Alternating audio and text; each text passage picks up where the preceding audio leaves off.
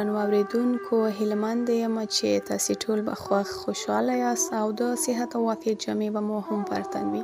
دا د یو ځل بیا د خیال هندارې په خپرونه کې درته زه ایمان له یو بل نوي شاهکار ناول سره در حاضره شوې یم. هیلهمنده یم چې دغه ناول تر پایه پورې راسره واورئ، چې د ناول نوم د وروستی مورچل او لیکوال نسیم حجازي ده، ژباړن یې هم محمد زبیر شفیقي ده. ملتیا مو غواړم، راځو پیل کوو د ناول په لومړۍ برخې.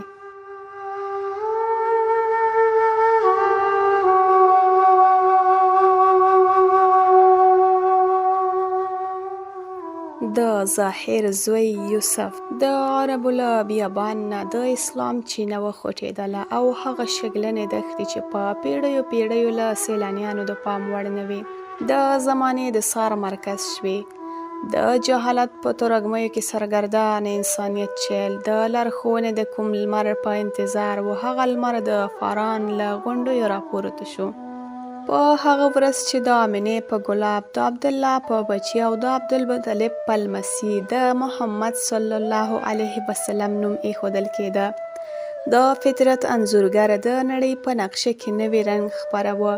تقدیر د نړۍ د قومونو لارښوونه عربو ته سپارله وه. د نړۍ تاریخ لیکونکو یو نوی باب لیکه. د رحمت پرښتو د غلامۍ او جهالت په زنځیرونو تړلې ټپي شوي انسانیت ته د ازادۍ، ورورولۍ او برابرۍ درس ورکوه. د عربو سارایانو لات او هبل مات کړل او پر نړۍ د رحمت د وریځو په څیر خپاره شول. د دوی د تورې اوسپنو هره اوسپنه غوڅه کړه. د دوی تهذیب، مدنیت او اخلاق پر ټولو تهذیبونو، مدنیتونو او اخلاقو بری وموند.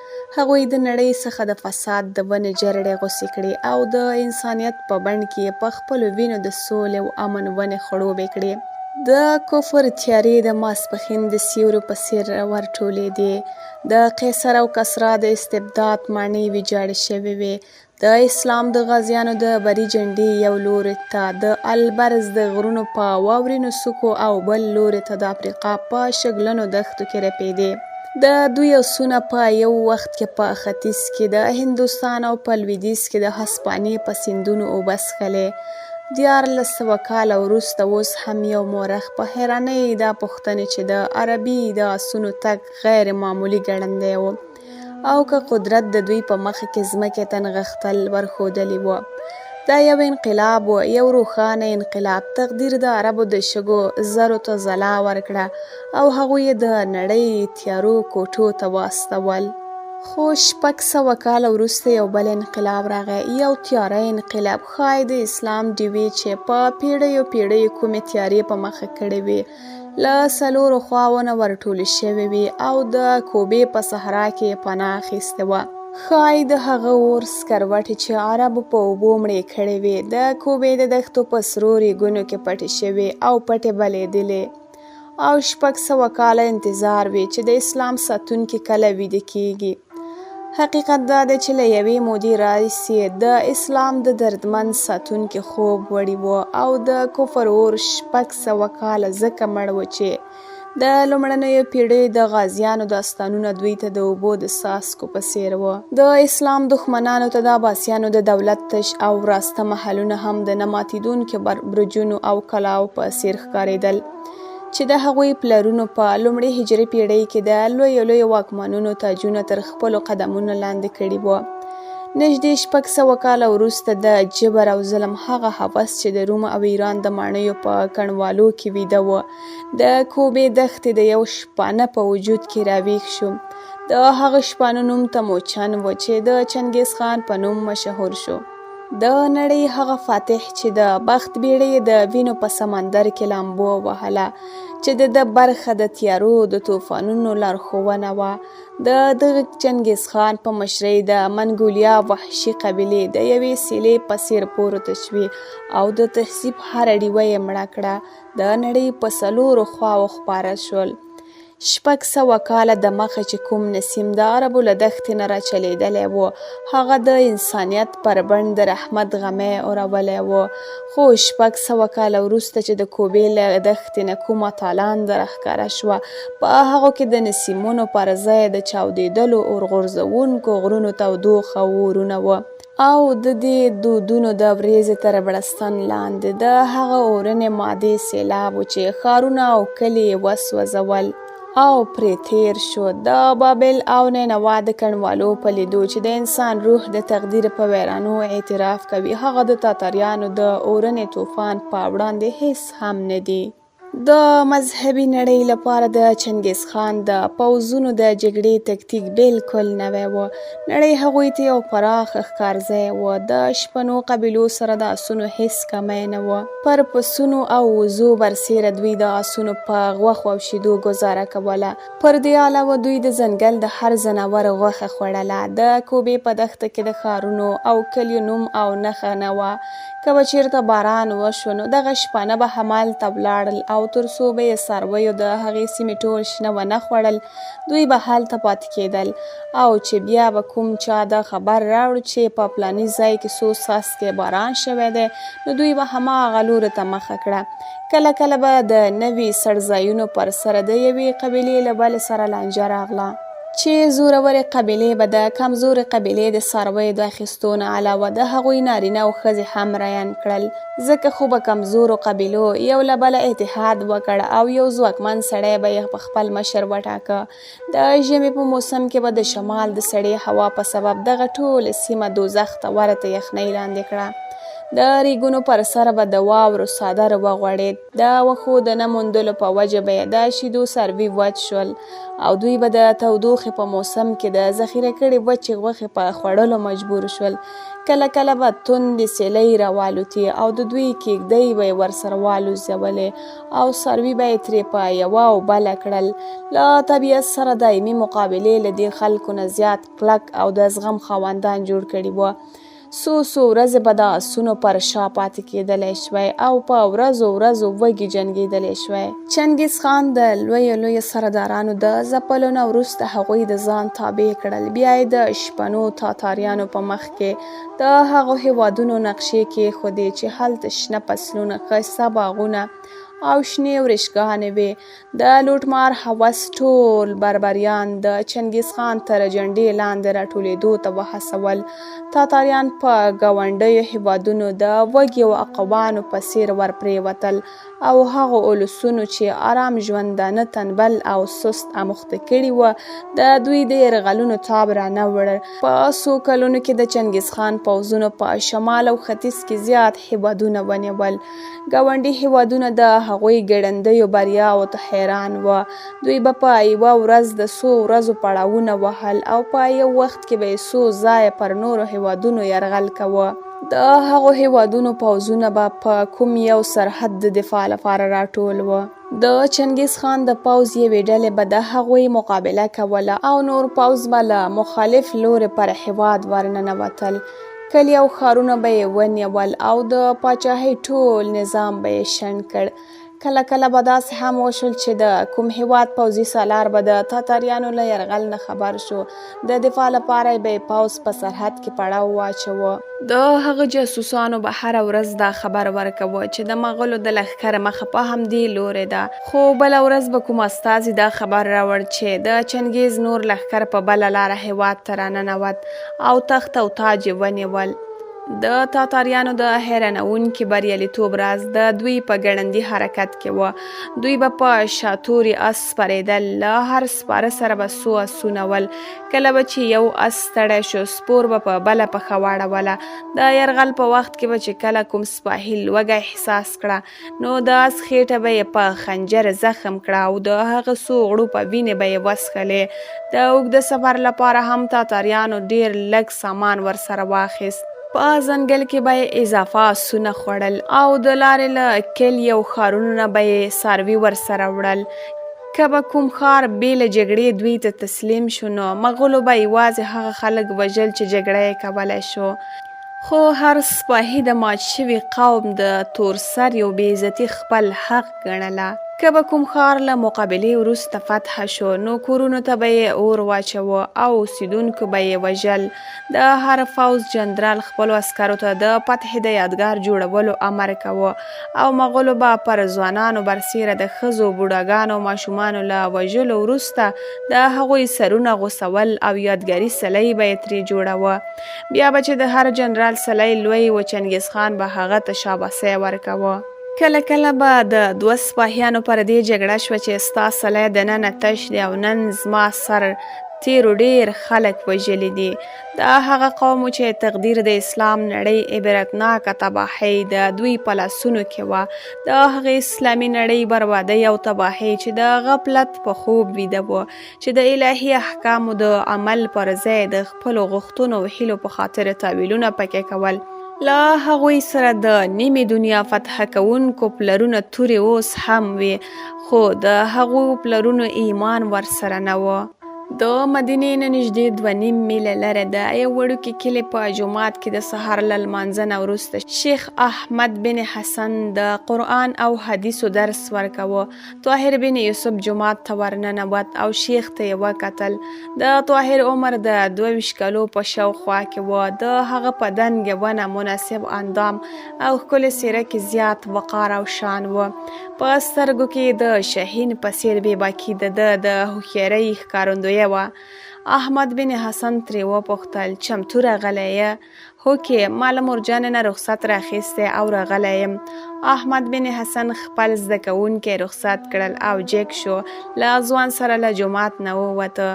د جومات د دروازې سره د شیخ یو نوکر اس تر جلب نیولی و. پر اس د سفر ضروري سامان تړلی و. احمد بن حسن په غاړه اس وچپوه. اس غاړه راوچته کړه، غوږونه یې سک کړل او مخکې پښه یې په ځمکه ووهله. احمد بن حسن وموسکل. طاهر ته یې وکتل او ویې ویل ستا اس وایي چې لمر تودیږي، موږ ته رخصت راکړه چې ځو. طاهره، زما په ذهن کې داسې کومه خبره نشته چې په وار وار مې تاته نوي کړي. بغداد به تاته یو نوې دنیا وي. هلته ستا غوندې زلمي د جوړېدو او بې لارې کېدو لپاره په زرګونو وسیلې شته. که غواړې د هغه بڼ له ازغیو سره ونښلې او همالته پاتې شه، او که غواړې لمندې له خوږبویه ګلانو نه ډکه راوړې. بغداد د ښېګڼو او بدیو مرکز دی، خو اوس بدي پکې زیاتې شوي دي او نیکي لږه ده. ته به له ډېرو ترخو شیبو سره مخ شي او ډېره حوصله ماتونکي حالات به درته مخې ته شي.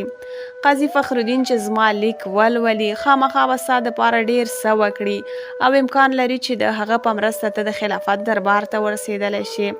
د خلافت په دربار کې د ایراني او ترکي امیرانو زور دی. هغوی به ستا د لارې تړلو هڅې ضروري کوي، خو زما ستا په استعدادونو اعتماد دی. تا د علم په ژورو سمندرونو کې غوټې وهلې دي. د مدینې غوره مغزونه ستا ذکاوت ته ګوته په غاښ دي. د مسلمان د ژوند دوهمه جوهر سپاهیتوب دی او ته له تورې سره هم په لوبو کې تکړه یې. اوس اسلامي نړۍ ستا تر علم نه تورې ته زیات اړتیا لري. په بغداد کې به قاضي فخرالدین تا ته غوره لارښود شي. که د هغه په واسطه ته کوم لوړ منصب ته ورسېدې نو په یاد ولره چې د امارت نشه ډېره بده ده. د خدای جل جلاله رضا د خلیفت الرضا مخکې وګڼه او تل دا خیال کوه چې ته د عبدالملک په شان نه د عبدالله په څېر جوړېدو ته پیدا شوی یې. د شتمنۍ په حساب به ته په بغداد کې د امیرو او شتمنو خلکو په قطار کې شمارېږې. ما له هغو غمیو نه یو دانه زرګر ته ورښکاره کړه. هغه راته وویل چې د دې بیه له 10,000 دینارو نه کمه نه ده. ما له هغه نه 15 لوی غمي ایښي دي او دا به ستا امانت وي. پر دې سربیره مې ستا برخه په سوداګرۍ کې هم پرېښې ده. که ستا څه اعتراف نه وي نو زه به یو بڼ درته واخلم. ځوان ورته وویل زه خو تا مجبور کړم، که نو دومره دولت مې له ځان سره نه وړه.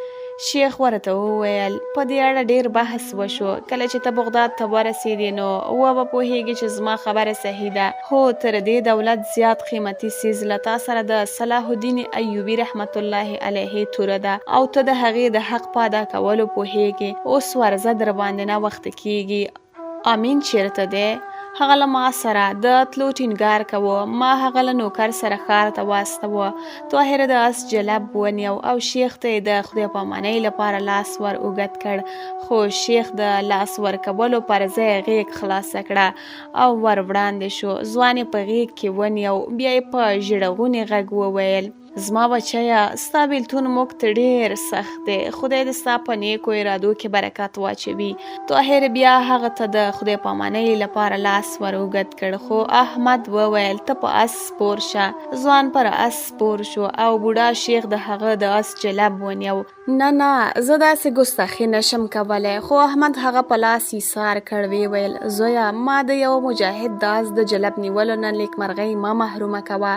که صدیق اکبر رضی الله تعالی عنه د اسامه بن زید د اس د جلب په نیولو له ویاړ غاړه اوچته وړه، نو زه هم نن په خپله نیکمرغي ویاړم. په بوډاتوب کې که څه هم زما کمزوري لاسونه توره نشي اوچتولی، خو ستا د اس د جلب نیولو توان لا پکې شته. هغه قوم نیکمرغه دی چې خلک یې په ځوانۍ کې له تورو سره لوبې کوي او په بوډاتوب کې د خپلو بچیانو د اسونو جلبونه نیسي او دوی ته د غذا لاره ورښایي. احمد بن حسن د طاهر د اس جلب نیولی د خرما له بڼ نه راووتل. هغه لږ لرې نور هم ورسره د تلو هیله من و، خو طاهر ورته وویل: نور زحمت مه کوه، ما ته اجازه راکړه. احمد بن حسن د اس جلب د طاهر په لاس کې ورکړ. ویې ویل: طاهره، اورېدلي مې دي چې د بغداد د ونو سیوري ډېر یخ دي. زویه، چې هلته ولاړ شې، ویده نه شې او پر زید هم پام کوه. هغه ډېر ساده سړی دی. د بغداد د امیرانو د هوښیارو او چالاکو نوکرانو سره یې مه پرتله کوه. د هغه سادګي کله کله د حماقت تر حده زیاته شي، خو د هغه زړورتیا او ایثار د هغه په هره خامي پرده غوړولې او جبرانوي. طاهر وویل: ته ډاډه اوسه، زه هغه خپل ډېر غوره دوست ګڼم. احمد بن حسن خدای پاماني وویل او د اس جلب یې پرېښود. طاهر بن یوسف په هغه وخت کې زیږېدلی و چې د صلاح الدین ایوبي توري د اسلامي نړۍ په لوري د اروپا د عیسویانو د ځواکونو مخه نیولې وه. په تېره پیړۍ کې لوري سلجوقي ترکانو د بغداد د عباسي خلیفګانو له کمزوریو نه ګټه اخیسته.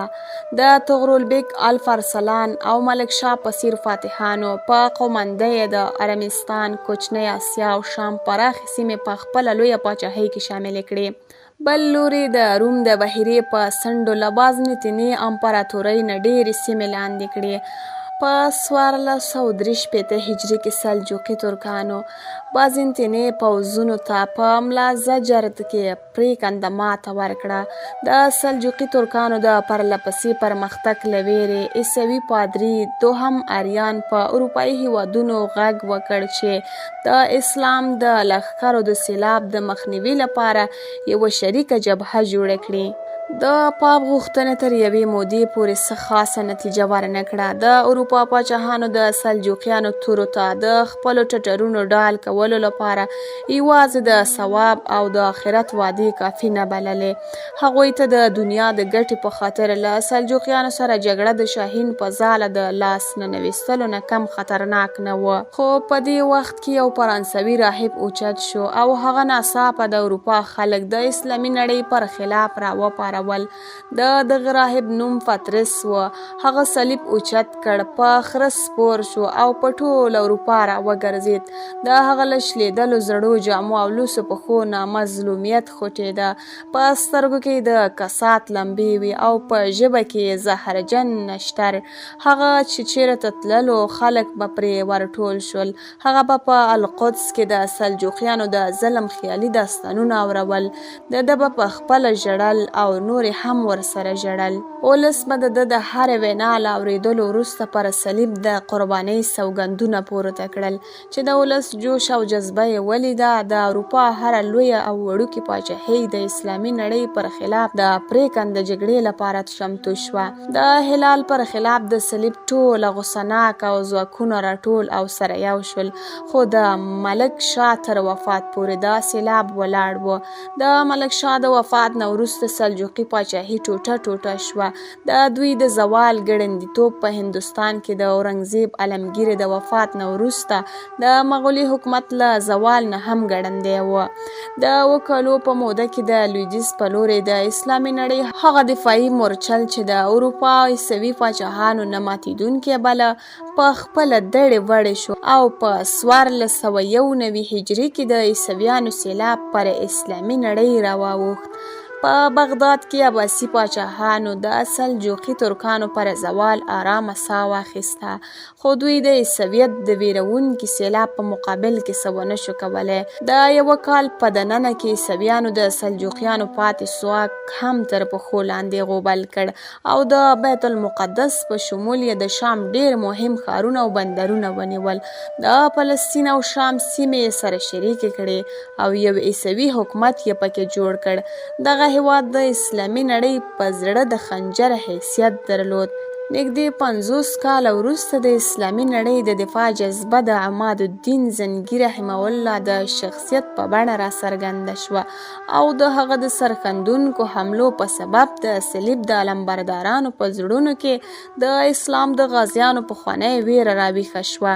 د بغداد عباسي خلیفه لومړی د هغه حوصله لوړه کړه او د هغه د میړانې داستانونه یې چې واورېدل، د اسلامي نړۍ په زرګونو سرخندویان یې تر بیرغ لاندې راټول شول. خو د پاچاهي د داخلي ګډوډیو په وجه هغه خپل کار تر سره نه کړی شو او په بیت المقدس کې د عیسویانو بلې کړي ډیوې د ګل کېدو په حال کې له ګل کېدو وژغورل شوې. خو په 1584 هجري کې په مصر کې د صلاح الدین ایوبي اقتدار د هغوی ډیوه ته د شمال وروستی صفحه شوه. القدس یو ځل بیا د اسلام د غازیانو د آسونو پښې ښکلولې.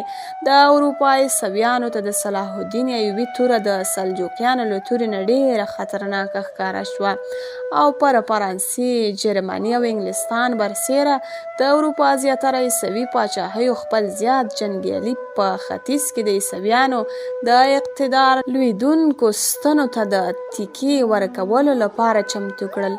عباسي خلافت دا ځل هم نیغ په دې جنګ کې ګډون ونه کړ، خو د صلاح الدین ایوبي د میړانې کارنامو ډېر زر اسلامي نړۍ د ده پلوي کړه. کله چې د اروپا د بې شمېره پوځونو له یرغل نه خبر شول، د ترکستان، عراق او عربو زیات سرخندویان راغلل او د ایوبي تر بیرغ لاندې راټول شول. د مدینې د څو نورو ځوانانو په څېره د صلیب په مقابل کې د هلال د جنډې اوچتې ساتلو جذبې احمد بن حسن هم له مدینې نه فلسطین ته ورسوه. د هلال او صلیب په معمولي جګړو کې احمد بن حسن د یو بېنومه سپاهي په څېر ګډون کوه. د هغه د ټولې منصبداران د ده په زړورتیا قانع وو، خو هغه پر ځان باور چې د احمد بن حسن د ښې پالنې او تربیې نتیجه وه تر یوې مودې پورې د ده د لارې خنډ وه. د هر څومره لوی سړي د خوښې لپاره هم تر خپل نظر او رای نه تېرېده او هغوی د ده دا پر ځان اعتماد د ده پر غرور او ځان خوښتنې تعبیراوه. د دوی د پوځي ټولي سالار یو ترکی و. د یوې ویاړمنې فتحې نه وروسته د شپې مهال د صلاح الدین ایوبي پوځونه په یوه پراخ میدان کې پړاو واچوه. یوې خواته د احمد بن حسن د ټولي قمندانان له څو نورو افسرانو سره د تېرې جګړې د یادونو کیسې کولې. هغه ناڅاپه له یو سپاهي نه وپوښتل احمد بن حسن چیرته دی؟ سپاهي ځواب ورکړ هغه د ونې لاندې د شمعې رڼا ته کوم کتاب لولي. ترکی افسر وویل که د هغه له کتابونو لوستلو سره دومره مینه نه وای نو ښه سپاهي ترې جوړېدای شوی. وړمه ورځ کټ مټ د یو سپاهي په څېر جنګېده. هغه 15 تنه نصرانیان ووژل او زما باور نه کېده چې دا د احمد وي، خو دا کتابونه به یې له کاره وباسي. یو ځوان چې تر اوسه پورې چوپ ناست و وویل کېدای شي هغه د یو سرتیري پر ځای د دې لپاره پیدا شوی وي چې د پوځ لارښود شي. یو عام سرتیري ښایي له تورې نه زیات څه شي ته اړتیا احساس نه کړي، خو یو سالار او قمندانان کتاب ته له اړتیا څخه انکار نشي کولی. ترکي قمندانان په کړه سنده خندا کې د ځوان د خبرو د تریخوالي پټولو هڅه وکړه. ویې ویل نو د بغداد اوسیدونکي ټول منصبداران او سالاران دي، هغوی یوازې کتابونه لولي؟ ځوان ځواب ورکړ د اسلامي نړۍ بدمرغۍ ده چې د بغداد اوسیدونکي له کتاب سره د توري ضرورت نه احساسوي، کنه نو د اسلامي نړۍ هر سپاهي به د دوی تر قومندې لاندې جګړه د ځان ویاړ بلله. د مشال له رڼا نه د لرېوالي په سبب ترکي سالار خپل مخاطب ونه پیژند. هغه لږ په ترخه لهجه وویل دا د احمد بن حسن دوهم ملګری له کومه شو، ته لږ راوړاندې شه. ځوان له ګوښې راوچت شو او د سالار په مخ کې ودرېد.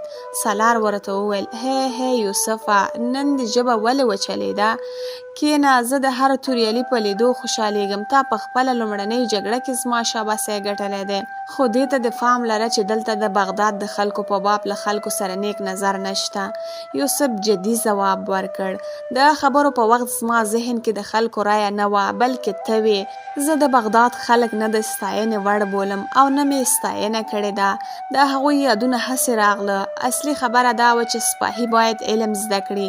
زه دا وایم چې توره داسې سرشوخه اس دی چې د علم قیزه ورته پکار ده. د بغداد له خلکو سره یوازې قیزه ده، اس ورسره نشته. سالار ترې وپوښتل زموږ په باب ستا نظر څه دی؟ یوسف ترې وپوښتل زموږ نه ستا مطلب ځان دی او که د صلاح الدین ایوبي فوز؟ ترکي سالار د هغه له سوال نه پریشانه شو. د خبرې د اړولو لپاره یې وویل دغه ځوان په خبرو کې د احمد بن حسن استاد ښکاري، هغه هم راوغواړئ. یو سپاهي جګ شو. احمد بن حسن یې راوغوښت. ترکي سالار ورته وویل احمده، ته وړمه ورځ کټ مټ د یو سپاهي په څېر جنګېدلی، زما له تا نه دا هېڅکله هم تمه نه وه. کینه. احمد بن حسن ځواب ورکړ ته باید له خپلو سپاهیانو نه بدې هیلې ونه لرې. ترکي افسر لږ خجالت غوندې شو. ویې ویل ته له یوسف سره پیژنې که نه دی زموږ نوی ملګری دی؟ احمد ځواب ورکړ زه ورسره معرفي شوی یم. نن دې څه لوستل؟ ما د خالد رضی الله تعالی عنه د فتح پیښې لوستلې. ترکي افسر وپوښتل د خالد رضی الله تعالی عنه بریاوې زیاتې دي که زموږ د پاچا؟ زما په ګمان د هغه زمانې جګړې زموږ د وخت له جګړو نه ډېرې معمولي او ساده وي. احمد بن حسن ځواب ورکړ ستا نظر صحیح نه دی. زه بې علمي د بښنې وړ بولم خو ریاکاري د بښنې وړ نه بولم. ته ښایي د پاچا په مخ کې دغسې خبرې وکړې نو هغه به خوښ کړي، خو هغه اوس دلته نشته. زه دا منم چې له کتابونو نه دې کرکه ده، خو دا نشم منله چې یوې مسلمان مور به د لوی خالد رضی الله تعالی عنه د فتحو کیسې نه وي درته اورولي او تا ته به یې د هغو سترو غازیانو نوم په درناوي او ویاړ یادولو درس نه وي ښودلی چې په ګېډو به یې ډبرې وتړلې، شړۍ به یې واغوستل او د قیصر او کسرا تختونه به یې تر پښو لاندې کړل. د خالد رضی الله تعالی عنه د وخت زیاتره جګړې داسې وې چې د مسلمانانو د یوې تورې په مقابل کې به د دښمن لس تورې درېدلې وې. زما په خبرو به ته خامخا خفه کېږې. تاسو زما مشر یاست. د جګړې په ډګر کې ستا هره اشاره ماته د حکم په معنا ده، خو هغه هم د دې لپاره نه چې زه ستا یا پاچا صلاح الدین ایوبي خوښي وغواړم، او که د پاچا درناوی زما په زړه کې شته یوازې د دې لپاره چې هغه هم زما په څېر د اسلام یو سرخندوی دی. د داسې غلطو خبرو په سبب ښایي کوم د تاریخ زده کوونکی بې لارې نه شي، خو د پاچا په وړاندې داسې چاپلوسي ممکن د ځان خوښونې هغه جذبه په هغه کې راویښه کړي چې د هغې له سببه د بني عباس خلیفګان د اسلام لپاره د بیکاره بدن په څېر شول. نن ورځ اسلامي نړۍ له سلطان صلاح الدین ایوبي نه ډېرې هیلې لري، ځکه خو تاسو هغه اوس له خالد رضی الله تعالی عنه او عبیده رضی الله تعالی عنه سره په برابرۍ کې له راتلونکي نه مه بې پروا کوئ. هغه ته دعا وکړي چې د ډېرو سترو بریو نه وروسته هم داسې احساس کړي چې اوس یې نوی سفر پیل کړی دی. احمد بن حسن نور هم څه ویل غوښتل چې د ونې له څنګه یو مول وهلی نقاب پوښ راښکاره شو. هغه راوړاندې شو. ویې ویل خدای جل جلاله دې صلاح الدین د اسلامي نړۍ د هیلو پوره کولو وړ کړي او له چاپلوسانو دې وساتي. د هغه په غیږ کې غصه، جلال او هیبت و. اورېدونکي ورخطا شول. هغه ته یې وکتل. هغه چې د مشال رڼا ته نږدې شو نقاب یې لرې کړ. ترکي سالار ورخطا شو. ویې ویل